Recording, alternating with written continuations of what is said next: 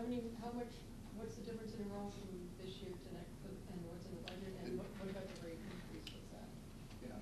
So the rate increase, without having specifics, is around, I believe it's $1,500 per regular ed kid, extra a year. So that totals around just over $13,000 per kid for regular ed, and then it's closer to $2,500, I believe, for special ed, which is about over $33,000 for a special ed kid to attend.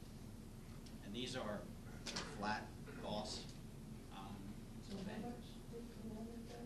We have, this year, we saw an increase from about 5% to 6%.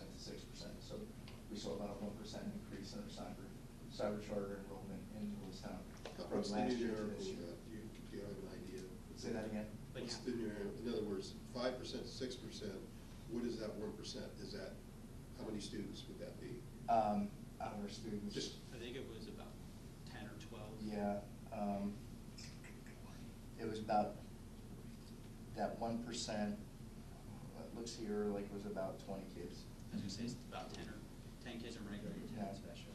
The actual numbers are 4.57% to 6.06%. It just helps me get an idea of So what I in the see. budget, you're adding another 20 kids for this year? Well, we're adding this cost to accommodate for this enrollment, Increase. so it's a little bit different.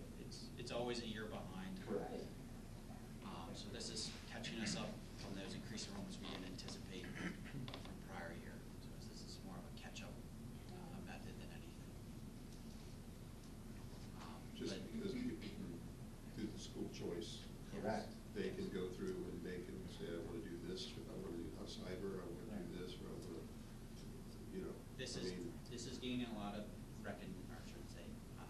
focus at Harrisburg due to the skewed nature of the funding formula in cyber charter schools. So there's a great report from Auditor General Tim DeFore that you want to review that highlights the skewed nature of cyber charter school. But yes, it is gaining a lot of traction in Harrisburg to revamp that. And Tom, as we were talking, Tom recommended that I provide some information to the board. So at the Monday meeting on March 10th, I'll be able to provide some introductory information about actually what cyber charter schools have made over the past 3 years, general funding, and a little bit of that information that he's provided in that report. It's about a 211-page report. So I'm just giving You're going to skim it down one for us. I'm only giving you the first 10 pages. Yeah, there's five cyber charter schools that the state auditor general's office reviewed. So that report's all 5 of them. We condensed them down because they're very similar in nature, all of them. But it's very shocking, the results. Lastly, the debt service. The little highlight here. This is the last major increase we have in our debt service. So this is principal and interest payments. We've ramped up from prior. We were at that 1.6 million. Now we've ramped up to our level funding, more or less, 4.1. We will have some changes every year. It's not a static number, but the changes should be minor, less than $10,000 change. One year might be up a little, the next year might be down. But that number is pretty level funded in that manner. So this is the last one. So last year we had 870. That was the biggest ramp, and this is the last one here of ramp up for the debt service principal interest. I guess any questions here for mandated expenses? Just kind of bring that through.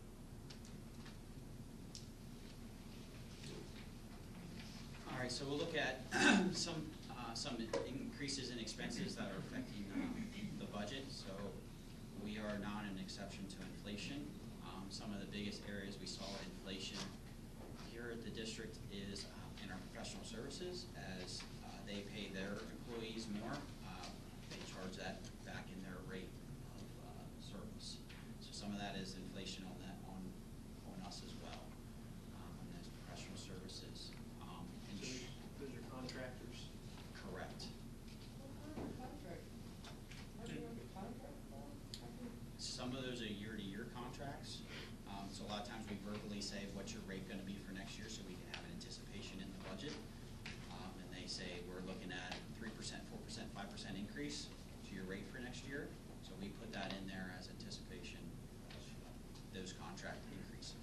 Some of them are static because they are locked in, but not all of them are locked in. So can you tell us what specific people are increasing their rates? So a big one would be our substitute services. Our custodial services will run out at the end of this year. If you remember back, we did an RFP for custodial services underneath the prior board. This rate increase is still significantly below our RFP rate of what they came back and said that we would pay then, and that was 2 years ago.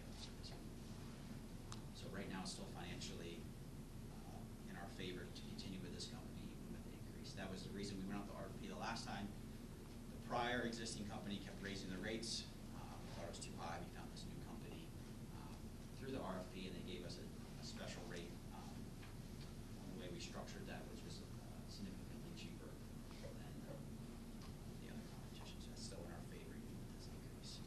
Are these all one-year contracts? The custodial one was a 2-year that runs out at the end of this year due to us changing how we're going to have buildings.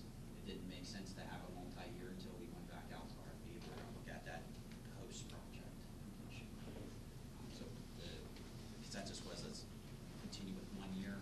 The current company will reassess if we're going to do an RFP. As you notice, we have several other in the works, and to add another one would have been even more work and time to jump in. Anything other than substitute custodial? Well, I'm looking at the substitute teacher, and that actually went down 141,000, so it's not substitute teacher. We outsourced that to professional services. And then you have overtime salaries increase, 23,800. Yes, so if you, as part of the CBA contract, there's some changes in that contract. Funnel through that. Overtime salaries, Secretary salary, 31,000. compensation plan Yep. change. So the whole top section of that is all contractual. Substitute bus drivers, athletic transportation went up 20,000. Facility event workers went up 11,000. Crossing guards went up 43,000. Crossing guards, if you see it at the first paragraph, SSO, we hired the SSO here in-house. Increasing the rate for summer help apparently. Yeah, so, yep. And so the substitute providers, Kelly Ed, Correct. and so what is our rate that we pay them? I think that you all approved that before I was on board. Some of that's based off of our prior substitute rate and some other factors. Yeah, it's basically what we pay our substitutes, or what we would have paid our substitutes. And then we do have a slight markup, but when we did that, the markup was less than what the PSERS contribution was for our substitutes. Anytime we have an employee, we are required to pay a certain portion in PSERS, Pennsylvania State Employment Retirement System. So we've been able to see that. I believe this year that contribution or that offset increased a little bit to cause that increase for Kelly Ed. So are they paying the substitutes more, or are they just? They are employing the substitutes. So we contract through them, they pay the substitutes, we pay Kelly Ed for the substitutes. Yes. But I'm just wondering, is it that the substitutes are gonna get paid more, or are they just paying more for the administration? I would say providing the both. substitutes? On some, I'm unsure of that, I'll have to take a look and see. I'm unsure of that, what we're paying for substitutes. I think we've kept the same cost as the other districts in the area, so that everybody's substituting for every district in the area. One doesn't have an advantage over the other. This is the only contract that does it? the custodial was another big one. Also, Or the substitute teachers? Is that Kelly? yeah, it is a substitute teacher. Is there other vendors that provide the same service that you can do?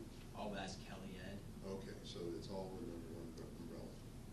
I would say there's Kelly, the substitute services, I would say I don't believe there's that many vendors out there that provide this Yeah, service. Say, I try to when we contact- looked sub-vendors, Steve. We looked at STS, ESS, and Kellyanne. So there's three. There were three that we know of that serve this area, that's Okay. correct. And when we looked at that, we took into account some others that had ESS services. My former district was STS.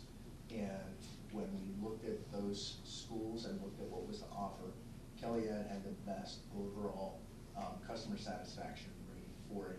And they were very competitive with what we paid our substitutes. So were they the most expensive or the most cheap in that?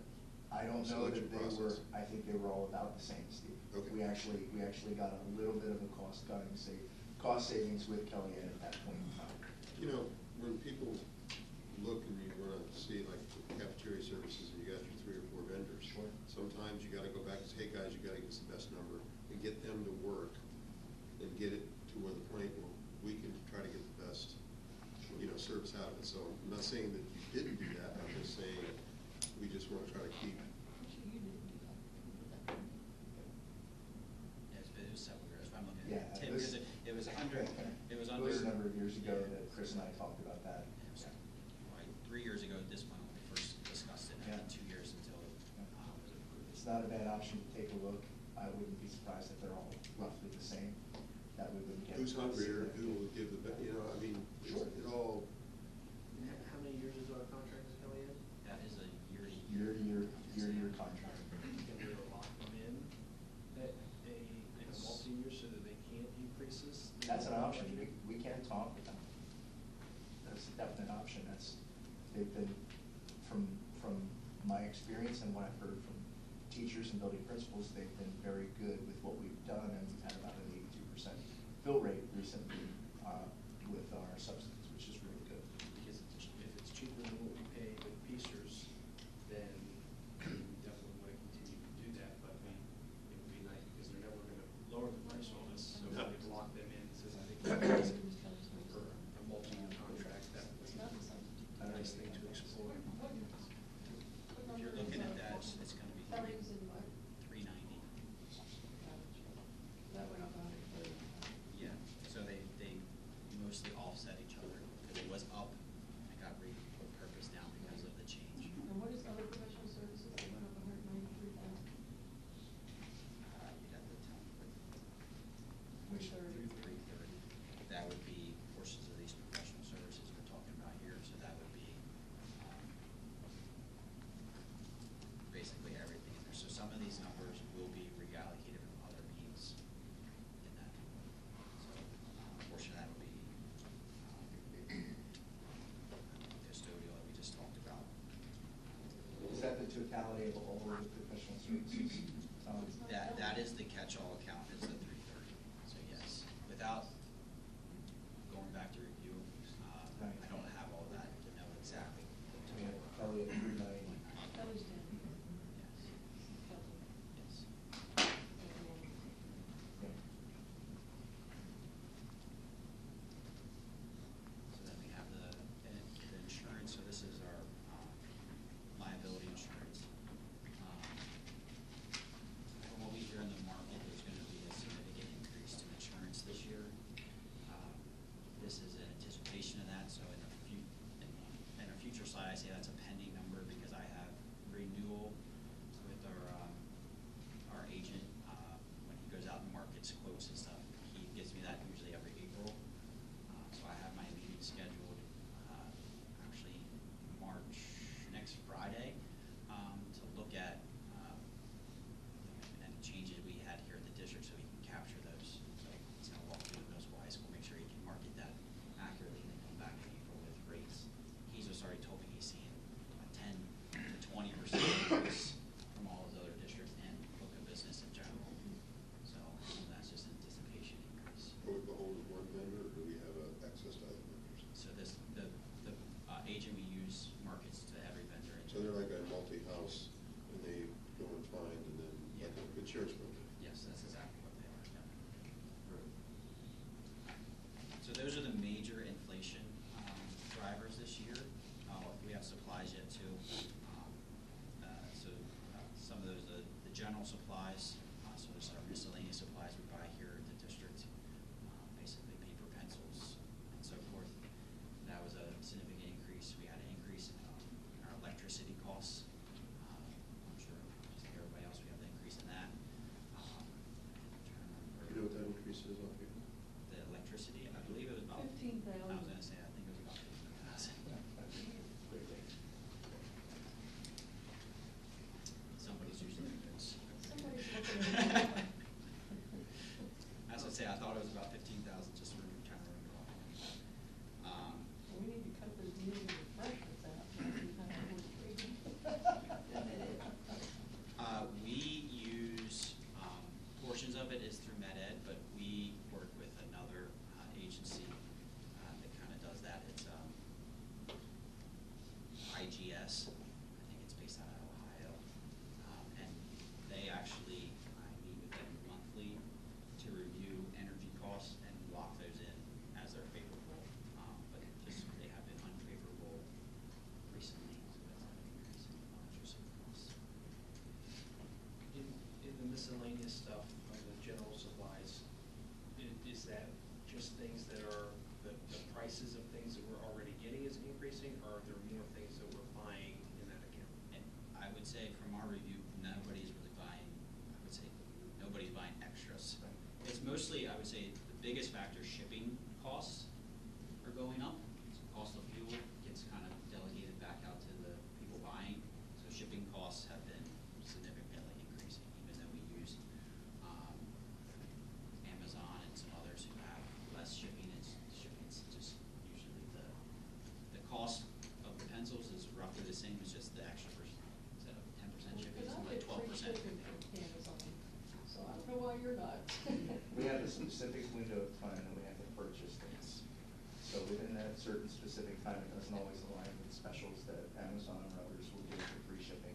Oftentimes, in my previous setting, we had materials that we needed to purchase, and my department chair would put down free shipping, and I would tell them, well, you need to put that down because when you order it, free shipping is gone. They no longer offer it, so please include that. We You also need to get Amazon Prime, Tim. Not everything goes to Amazon. But not everything, yeah. So we do also do a lot of bulk purchasing through the joint purchasing board at the IU. They do that as a collective of the member districts.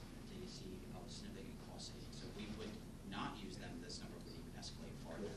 But there is some shipping costs in there. So I use like a co-op. Yes. Yes, so I believe most are members of that supply.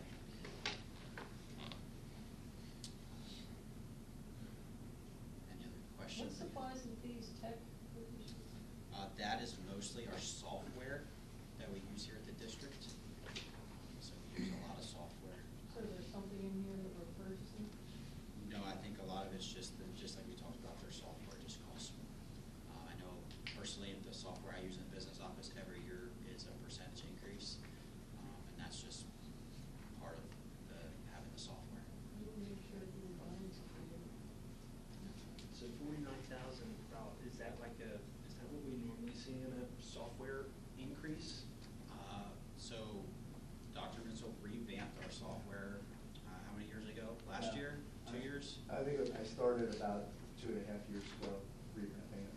So we've actually saw a significant decrease, and now we're kind of reset to what software we have. We're still working through, I said, Dr. Graham's now working through that.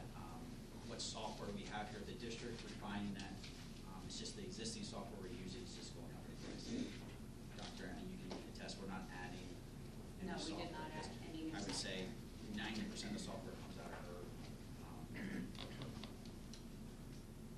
Yeah, and that's really, that's leveraging Same multiple process. years working through, I'm sorry. No, that's okay. With increases, the same thing as, with the inflation, they up their prices every year. There were also some of our companies that we work with, when I reached out to get quotes for the budget, that they can give multi-year deals where they discount to save some money. So where it might cost more in this budget, then it won't be in the next 2-year budget. So they can give us some cost savings there. But no, we didn't add any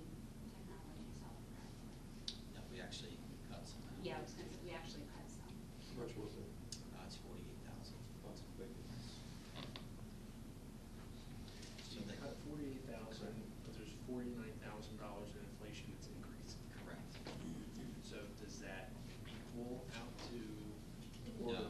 or did you cut the 48,000 and it's still ending up 49,000 over where we were at before? Correct. It's over So the 100,000. inflation's So it's actually over. almost like 100,000 inflation? That's quite a lot of inflation, I don't know about that. I'd say we also have a lot of software. Contracts. So as we have agreements and contracts, percentages each year and each contract go up. I mean, we're at $42 million worth of the budget, so that, we have a lot of software to be able to help kind of do that, so it does cost a lot. Even individual software. Well, but again, so my question, is it normal to see, and instead of 49, I'll ask, is it normal to see almost $100,000 in a year of increases? I would say that inflation recently has been anything but normal, so I can't say that this is a normal increase in comparison to prior, like other years. Well, and last year was 311, and you're saying it went up 100,000. That was just that was just a budget number of 311, what we thought it was gonna be. So we had an actual cost, if you're looking at that, it's 302. Yeah, but now we're saying it's increasing 100,000 based on you cut 49 and it's increasing. So I would That's say that we're understandable. only saying it's increasing 49. 49. But you said you cut, so if you cut and it went up to a positive 49, it's bigger. Yeah, I didn't. I'm saying this, but the difference is the 49 that we're seeing. Right, but we're like, it's a big jump to get from 100 to, I don't think it's that big in comparison. to it's what like we a have. third of what's budgeted. Yeah. 42.8 million, your 100,000 jumps, not very much of the total budget. So I think it's just a difference of We'll scope. remember that when we get to some money. Yeah. Okay. So, any questions, I guess, on the inflation or increases side? So, we already somewhat talked about savings, we'll just run down through. So, one position or one FTE, full-time equivalent staff member. What was that? You're not allowed to say? Well, as soon as I say something, it goes out, but we are looking at innovative practice to be able to absorb one FTE. So that position hasn't been Announced. eliminated? No, that position is a retirement, so we're Oh. simply not going to hire back for that. So that's a cost savings through attrition. So you didn't actually cut it. It's Oh, yeah. retirement. I mean, you're cutting. We cut it. I specifically It's a asked this position, class it's Yeah, I a get it. retirement. I agree. So fees. Say whether it's a class or not. We were to save a lot of fees through tax, sort of taxing software and stuff, some fees and stuff they restructured, and those fees actually went down. We were talking about software, supplies, the same thing. We were able to cut out some supplies before that we no longer need. Obviously, the inflation kind of supersedes that the same manner. And then the equipment is the bus and some the cameras we bought for buses. So those are one-time purchases of the cameras. And then the bus, we had a plan to purchase a bus and a van, but that obviously no longer the scenario now since we're looking to outsource busing. We no longer need to purchase that, so that's been cut out of the budget. So that was it.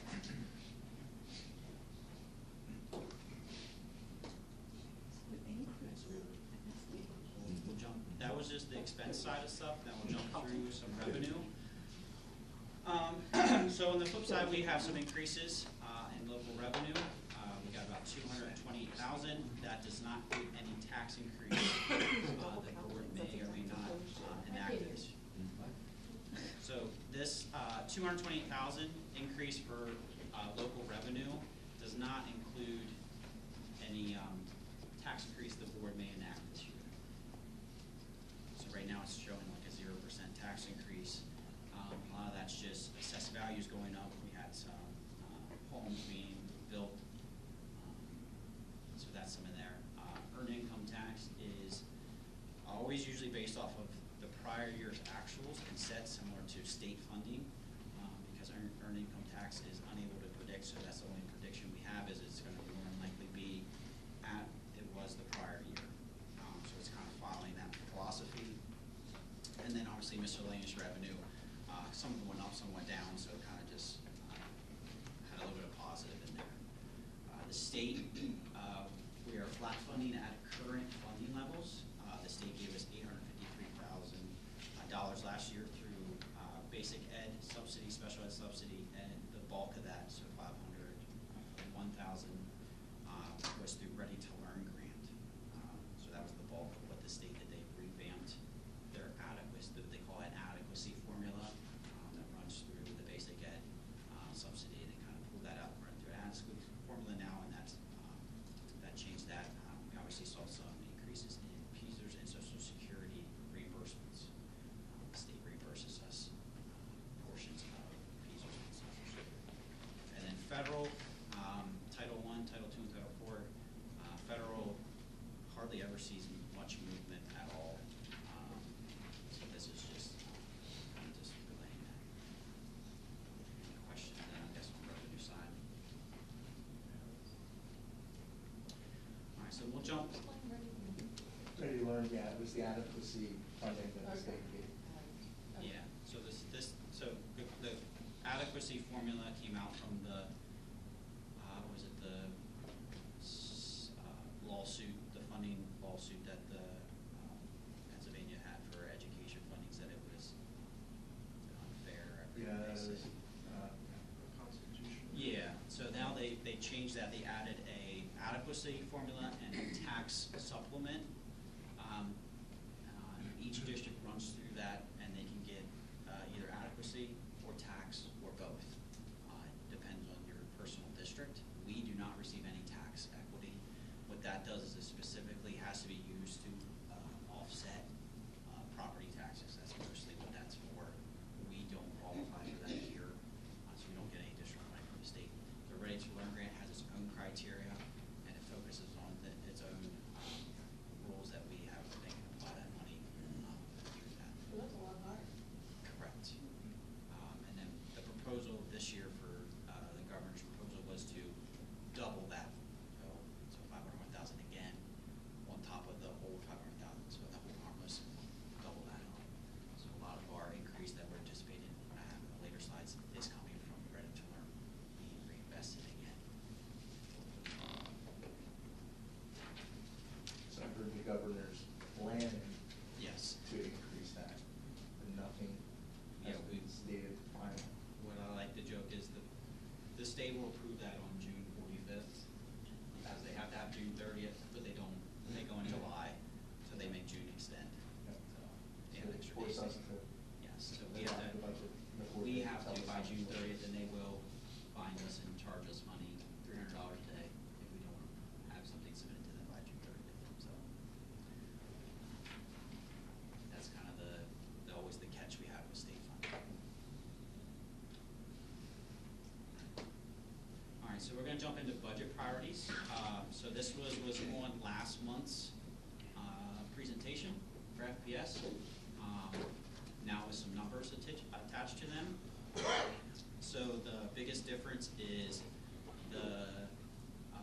everything's the same except the second SSO is no longer in the priorities for next year's budget. And why is that? Yeah, as I was talking with Dr. Naylor and looking at Security Officer Lorenz and what he's been able to do for us, understanding that our current members, of course, the contract ends this school year in June. We took a look and we felt as though having Officer Lorenz along with a potential substitute service that where we could make sure that we're not without a security officer, that would provide for our needs as we move forward. We talked to Dr. Naylor about that.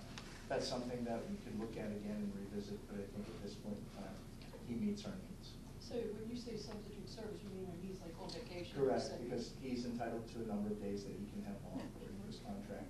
He gets sick,